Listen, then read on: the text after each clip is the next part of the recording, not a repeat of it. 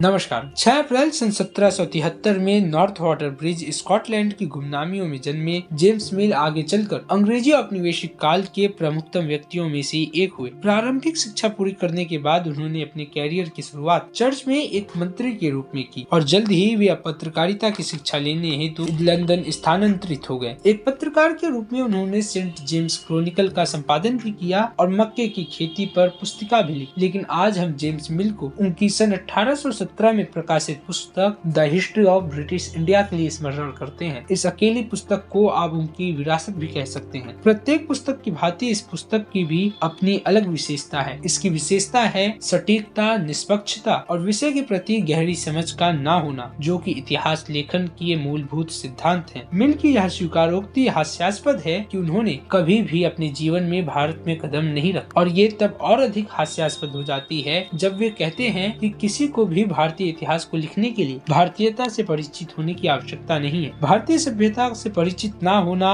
समृद्ध व क्षेत्रीय भाषाई परिदृश्य से अनजान होना और अपनी संकीर्ण मानसिकता का त्याग न कर पाना शायद कुछ ऐसे कारण हैं जिनके कारण उनकी ऐतिहासिक विरासत को हम ऐतिहासिक तथ्यों से कहीं अधिक वाद विवाद और तथ्यों के विरूपण के लिए जानते हैं। मिल की पुस्तक भारत में घटित कुछ सबसे बड़े दुर्भाग्यों के लिए उत्तरदायी है। ये कथन है मैक्स मिलर का। मिल ने अपनी पुस्तक the history of British India का विस्तार लगभग 800 पृष्ठों में किया है, जिसमें वे भारत की कला, विज्ञान, साहित्य, वस्त्र, शस्त्र, सामाजिक व्यवस्था, युद्ध व शासन कला को स्थान दे सकते, परंतु इसके स्थान पर उन्होंने औपनिवेशिक पूर्वाग्रह और भारतीय घृणा को अपनी पुस्तक में स्थान दिया। जेम्स मिल अपनी पुस्तक के जनरल रिफ्लेक्शन नामक अध्याय में लिखते हैं कि हिंदू के चमकदार बाहरी हिस्से के नीचे धोखे और विश्वासघात का एक सामान्य स्वभाव निहित है। वही निष्ठाहीनता, झूठ और विश्वासघात, दूसरों की भावनाओं के प्रति उदासीनता, सामान्य वेश्यावृत्ति, व्यभिचारिता हिंदू और मुसलमान दोनों की ही विशिष्ट विशेषताएं हैं। हालांकि जब मुसलमान के पास धन होता है तब वे प्रसन्नचित्त होते थे और आनंद के प्रति समर्पित होते थे। हिंदू लगभग हमेशा ही दरिद्र और तपस्वी होते हैं और वास्तव में हिंदू एक हिजड़े की तरह एक दास के गुणों में कृष्टता रखता है। इसके अलावा चीनियों के समान हिंदू भी अपमानजनक, विश्वासघात, झूठ बोलने वाला, हद तक असभ्य समाज की सामान्य माप से भी अधिक हैं। चीनी और हिंदू दोनों ही खुद से संबंधित हर चीज के संबंध में अत्यधिक अतिशयोक्ति के आदि थे। दोनों कायर और संवेदनहीन, दोनों ही स्वयं के प्रति अत्यधिक अभिमानी और दूसरों के प्रति घृणा से भरे हुए थे, और दोनों ही शारीरिक अर्थों में अपने व्यक्तियों और घरों में घृणित रूप से अशुद्ध थे। जेम्स मिल ने भारत के ऐतिहासिक अभिलेखों की विश्वसनीयता पर भी कई प्रश्न खड़े किए। उन्होंने संपूर्ण भारतीय इतिहास को मात्र काल्पनिक कहानी करार दिया, एक ऐसी काल्पनिक कहानी जो रक्तपात और संघर्ष से परिपूर्ण है। इन सब से एक और कदम आगे बढ़ते हुए उन्होंने रामायण और महाभारत जैसी घटनाओं का इतिहास में घटित होने से साफ इनकार कर दिया और महर्षि सुश्रुत और महर्षि चरक जैसों के द्वारा चिकित्सा के क्षेत्र में दिए गए योगदान को पूर्णतः नकार दिया। यहाँ तक कि जेम्स मिल को भारतीयों के अनुशासित युद्ध में भाग लेने की क्षमता पर भी संदेह था। उनके इन सब कुतर्कों के पीछे उनकी अज्ञानता को साफ देखा जा सकता है, क्योंकि यदि वह भारतीयता से परिचित होते तो वे ये जानते कि रामायण और महाभारत युद्ध व शासन कला को लेकर कितनी सूक्ष्म टिप्पणियां की गई हैं। विशेषकर किसी सैन्य अधिकारी के लिए महाकाव्यों का ये ज्ञान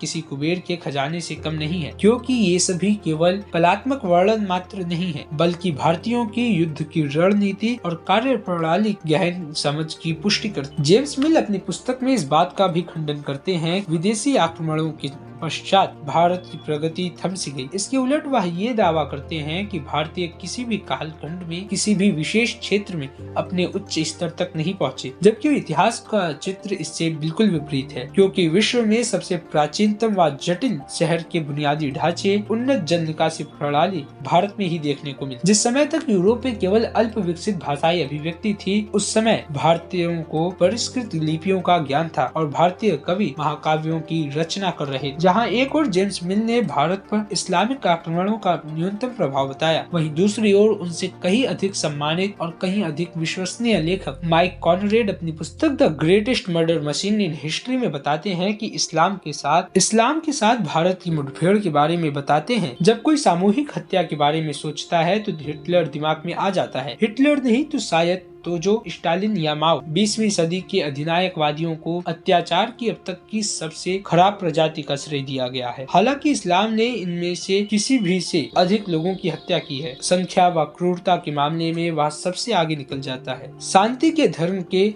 कत्लेआम की भयावहता इतनी है कि ईमानदार इतिहासकार भी इस पैमाने को नजरअंदाज कर देते हैं। जेम्स मिल के अनुसार भारतीयों को साहित्य के साथ संगीत व कविता की भी गहरी समझ नहीं। वो ये कहने में शायद असमर्थ होते यदि उनकी भेंट कभी कालिदास की काव्य कुशलता से, अश्वघोष की दार्शनिक गहनता से, विशाख दत्त की नाट्य प्रतिभा से या बाण भट्ट की परिष्कृत वाक्पटुता से हुई होती तो, क्योंकि ये सभी साहित्य के सामान्य कृतियां नहीं है, बल्कि ये वैश्विक साहित्यिक विरासत की आधारशिला है, जो लेखकों और विचारकों की पीढ़ियों के विमर्श को आकार देती हैं। बिंदु दर बिंदु उनके झूठ और विकृतियों का प्रतिवाद करना व्यर्थ होगा। यह कहने के लिए पर्याप्त है कि भारत और भारतीय सभ्यता के बारे में इनके लेखन का प्रत्येक अध्याय व कथन असंख्य असत्यों से परिपूर्ण है। दुर्भाग्य ये कि आज हम जितनी आसानी से एक इतिहासकार के रूप में उनकी विद्वत्ता को नकार सकते हैं, उतनी आसानी से हम उनके प्रभाव को भारत व भारतीयों पर समाप्त नहीं कर सकते। जेम्स मिल की पुस्तक अंग्रेजी औपनिवेशिक काल की नीतियों पर और भारतीयों बेहद ही हानिकारक प्रभाव डाला, जिससे हानिकारक रूढ़िवादिता जारी रही और भारतीय उपमहाद्वीप की समृद्ध सांस्कृतिक व ऐतिहासिक विरासत कमजोर कर दिया गया। भारतीय मानस, बुद्धि व समृद्ध विरासत का उनका अपमान उस राष्ट्र के अपमान से कम नहीं है जिसमें शायद उन्होंने कभी कदम भी नहीं रखा। यह वीडियो www.hindudvesh.org के साझे सहयोग से संभव हो सका है। यदि आप चाहें तो अपनी इच्छा अनुसार उनकी आधिकारिक वेबसाइट पर जाकर उन्हें आर्थिक सहयोग प्रदान कर सकते हैं। धन्यवाद।